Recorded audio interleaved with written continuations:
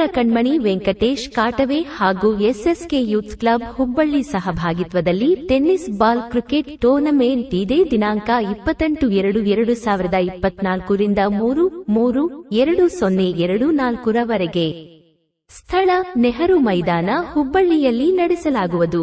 ಈ ಕಾರ್ಯಕ್ರಮದ ಪ್ರಾಯೋಜಕರು ವೆಂಕಟೇಶ್ ಕಾಟವೆ, ವಿಎಕೆ ಫೌಂಡೇಶನ್ ಸಂಸ್ಥಾಪಕರು. ಹುಬ್ಬಳ್ಳಿ ಉದ್ಘಾಟನಾ ಕಾರ್ಯಕ್ರಮ 28/2/2024 ಬುಧವಾರ ಬೆಳಗ್ಗೆ 10 ಗಂಟೆಗೆ.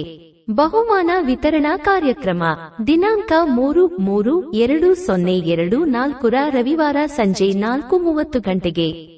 ಕಾರ್ಯಕ್ರಮದ ಅಧ್ಯಕ್ಷತೆ ಮಾನ್ಯ ಶ್ರೀ ಅಶೋಕ್ ಕಾಟವೆ, ಶಾಸಕರು ಹಾಗೂ ರಾಜ್ಯಾಧ್ಯಕ್ಷರು ಎಸ್ಎಸ್ಕೆ ಸಮಾಜ.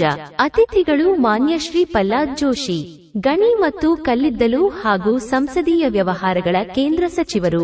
ಮಾನ್ಯ ಶ್ರೀ ಜಗದೀಶ್ ಶೆಟ್ಟರ್, ಮಾಜಿ ಮುಖ್ಯಮಂತ್ರಿಗಳು. ಮಾನ್ಯ ಶ್ರೀ ಸತೀಶ್ ಜಿ ಮೆಹರವಾಡೆ, ಅಧ್ಯಕ್ಷರು ಎಸ್ಎಸ್ಕೆ ಸಮಾಜ್ ಹುಬ್ಬಳ್ಳಿ ಧಾರವಾಡ.